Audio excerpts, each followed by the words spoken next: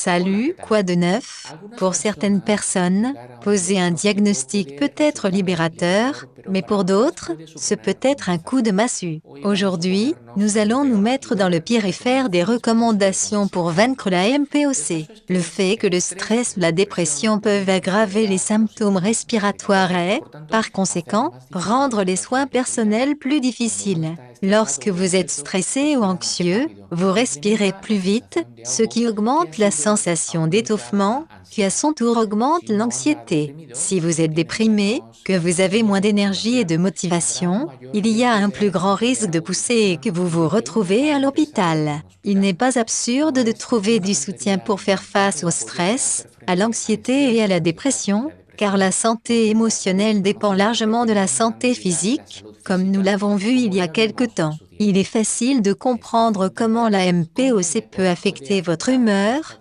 parce qu'il se peut que vous ne puissiez pas faire les mêmes choses qu'auparavant, ou que vous ayez besoin de beaucoup plus de temps et d'efforts, que vous vous sentiez presque toujours fatigué, mais que vous n'ayez pas une bonne nuit de repos et que vous puissiez même vous sentir apocalyptique ou vous en vouloir pour avoir cette maladie. De plus, on peut avoir tendance à s'isoler davantage pour la simple raison qu'il en coûte plus cher pour sortir et faire des choses, et que les problèmes respiratoires nous font peur et nous stressent. Bien, comprendre comment cela nous affecte est une première étape très importante pour essayer de surmonter ces problèmes. Examinons quelques recommandations pour gérer le stress et éviter la dépression. Il est important d'identifier les personnes, les situations et les lieux qui causent du stress afin de les éviter. Par exemple, si les agglomérations causent du stress, il peut être préférable de magasiner en dehors des heures de pointe. Ce n'est pas une mauvaise idée de pratiquer des exercices de relaxation.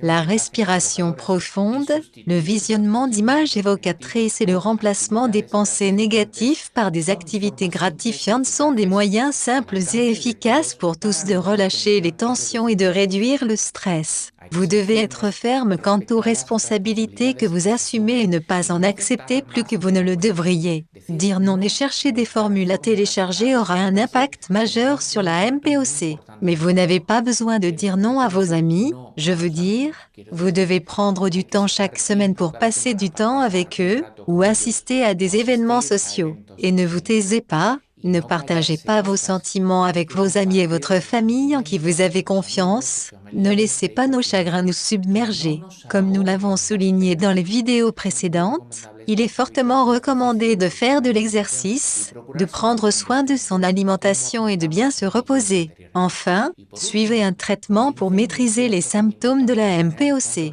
Cela vous donne plus d'énergie pour profiter d'une vie active.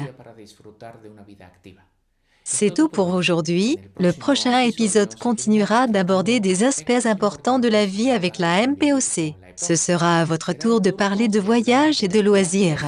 Merci beaucoup et à bientôt dans la prochaine vidéo.